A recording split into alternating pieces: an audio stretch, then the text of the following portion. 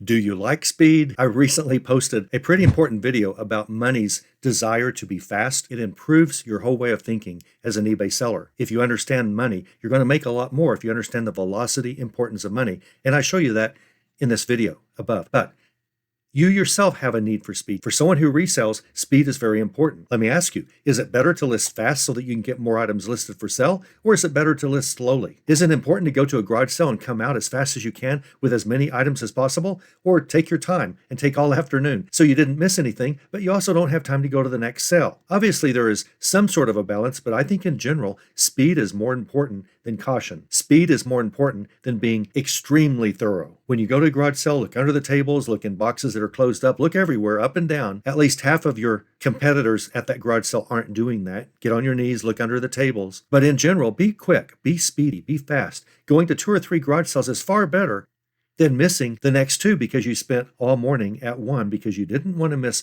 one item. Will you ever miss something very expensive that you can make a lot of money on if you're not extremely thorough? Probably at least once in your lifetime you will. But you're going to make so much more by seeing so many more items at so many more sales. Speed is critical in our business. Not at first when you're still learning about sourcing products, whenever you're going out buying things to resell. Slow down. Make more money per item than you might later when you want to be faster and grab more items and list more items. You might make a little bit less on each one, but you're listing far more things because you understand speed and you understand this video on how to speed through places like a thrift store. But when you start off, look up comps. Don't lose money on any one item. Just be very careful and learn. You shouldn't be fast when you start out. You should be in a learning mode. It's your tuition that you're paying. When you eventually get quicker and you get a dud or two, it's never going to cost you very much anyway. We don't pay very much in this group. Whenever you watch this channel on how to source items, I don't want you to pay much at all. I show you how not to pay very much. And the way we do it, you're probably going to get your money back anyway. I mean, if something's totally worthless to resell, you can probably sell it for a little bit more than you paid for it, or throw it away, or donate it. No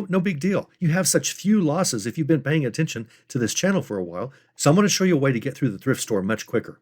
It works. And you might even have thought about this, but it's not intuitive. It's not the type of thing that even if you think of, even if you've thought of this, you haven't probably tried it. I'm going to try that, but now you're going to go, I'm going to try this the next time I'm at a thrift store because it's something that works. And I suggest you're going to save up to 40% of the time it takes you to be in a thrift store if you do this. It doesn't really work at garage sales, but it works at thrift stores. So here's what you do. You enter the store and you do your normal route. Now, I think you should have a map, at least in your mind, of your normal thrift store route. Probably maybe you go to the one closest to you and then second closest to you and third closest to you. And if you run out of time, you just quit wherever you are.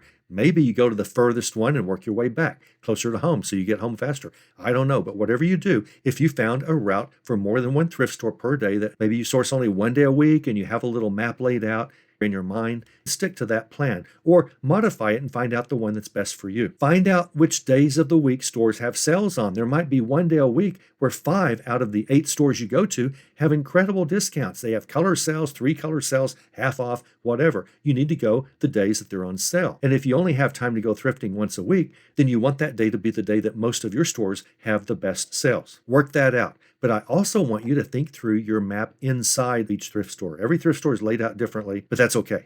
You don't necessarily need this written down, but the following is going to save you a lot of time, and time is money. There are too many Krispy Kremes in the world to eat and too little time to eat them. This will help. Every second counts. Now, each of you will do the inside of the store differently. I suggest you go to the category that you like and know best. Let's say that you specialize in men's pants. Go to that section first. Or ladies' tops. Go to that section first. You want to hit your best section first. If we're talking about clothing and you're talking about, say, men's pants, they're usually ranked by size, ordered by size. You want to start at the large end, XXLs, instead of the smalls, because the larger sizes these days sell faster than smaller sizes. So start in the larger sizes and work your way back. And when you get to about medium, you might think, well, I might find some gems that will make some money in the rest of these, but at the same time, it's going to take them longer to sell. They're not going to sell for as much. Maybe I should go to the next section.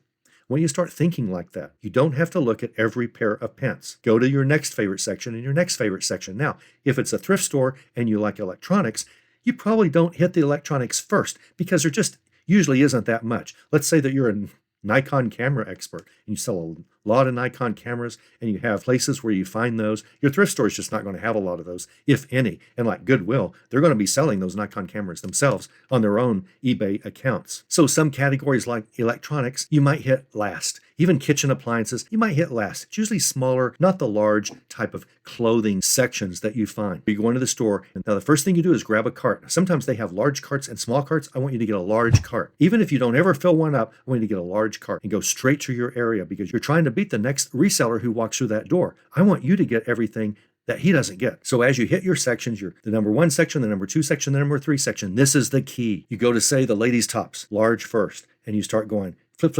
You're flipping through all of them, and you're looking at tags because tags and labels in the back are often what we look at first when we're flipping through a whole bunch of clothing items, and go through all those. And when you find one that might be profitable, put it in the cart. Don't do comps, put it in your cart immediately. Put it in your cart. If you find one that's like, this might be profitable, put it in your cart right then. Don't hesitate, put it in your cart. Don't do comps, put it in your cart. This is why I want you to have a large cart. You're going to fill it up this time. Then move to the next section, ladies' jeans, and start flipping through every ladies' jeans, pulling out the ones that might be profitable. You might know that one is profitable. That's good too, of course. Put it in the cart. Don't look at condition. Don't look for holes. Don't do anything like that. Right now, you're hunting and gathering. Then you've got your cart filled up. You've been to all of your sections. What you do is you go to an area of the store with your cart that might look like this. You're going to be protecting your cart. And if you have someone thrifting with you, it's nice because when you get to your little corner area that's quiet, not a lot of people, maybe it's the rugs or something where not many people are, it'd be nice if someone's with you and they bring you an empty cart. Because what you do in that corner is have some peace and quiet, and you'll be able to think easier and quicker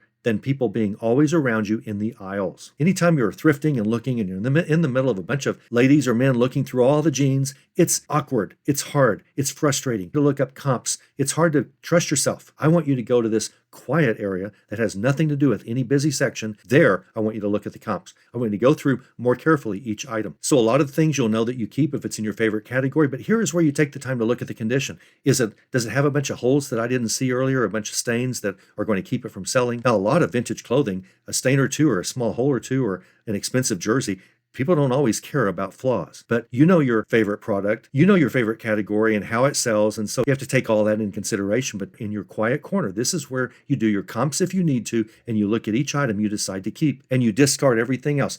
If you're over in the furniture section, lay everything that you don't want on a table or on a desk or something. Separate your good from your bad, and what remains in your cart will be the good stuff. It's almost always faster for everybody here to speak into your microphone on your cell phone when you're looking up comps instead of typing words. You go to eBay and you go to the search box, and where you would normally type Lane Bryant jeans, I'm trying to think of a Lane Bryant style, I don't know.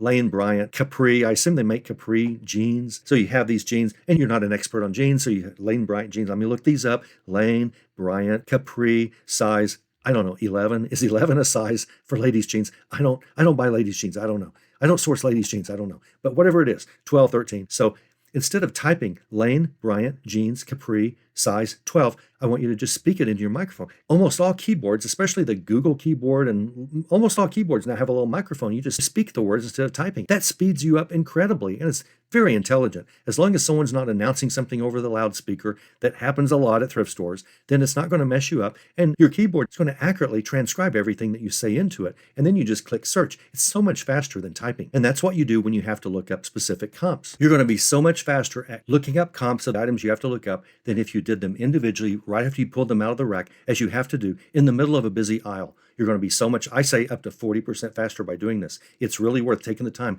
to take everything, just throw it all in there, what might work, take everything to a corner of the store that's not busy, and do your thing there. Now, the reason it's only about 40% faster and not 60% faster is all of the rejects, all of the things you don't want to buy, I want you to put back. Do a reasonable job at putting it back. It's the right thing to do. Put it back where it belongs. If it were like a library where they say, do not reshelve books, then if the thrift store said, do not reshelve or do not put back any item you pull out, that'd be great. But they don't say that. They would prefer that you put things back where you got them. That's why when you finally have your cart full of things that you want to buy, and on top of those are all the things you don't want, you should put all of those back, go in the reverse order that you got them, and put them all back basically where they belong. Do your best to put them back where they really belong. So you've sped up tremendously your comp time, looking up sold comps. looking up sold comparables to see if something's worth buying. You've dramatically sped that up because you're not doing it frantically in the middle of a busy aisle. Number two, you're also more accurate because you're not doing it frantically in the middle of a busy aisle. And you're going to make better decisions, and you're going to see flaws that you wouldn't have seen before because you're just not rushing, and yet you're doing it faster overall. In gun classes, they always teach us whenever you're drawing your weapon, slow is smooth, smooth is fast. And what they're saying is, don't try to be as fast as you can. Try to be as smooth as you can.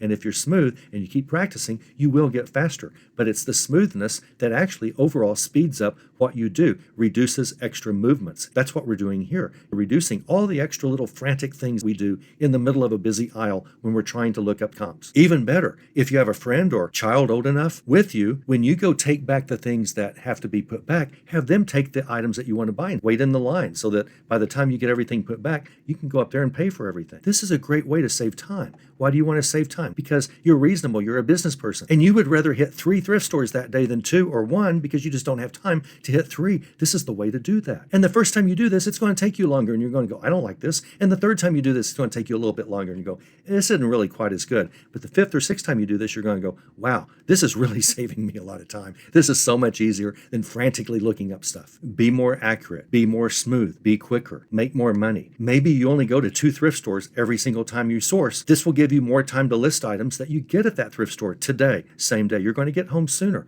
This is better. Even money has a need for speed. I proved it right here. And every eBay reseller needs to understand this concept to make more money. And I show you why. You got to trust me on this. You got to understand this money velocity concept as a business person. And you are a business person. Even if eBay's a hobby, it's a business. It's a part-time business, even if you think it's a hobby. You're competing. You are at war with other people who want to outsell you. Do you want to let them outsell you? Are you doing this as a hobby to fail? No, you're doing it as a hobby to make some extra money maybe. Well, that means you're going to have to compete. And this is a way to do it. You're going to speed up what you're doing. You're going to get more items listed. The more you list every day, the more you sell, the more money you make. The more money you make, the fewer problems you have overall, generally, when it comes to businesses and hobbies and everything like this. Just try this a few times. You'll thank me for it.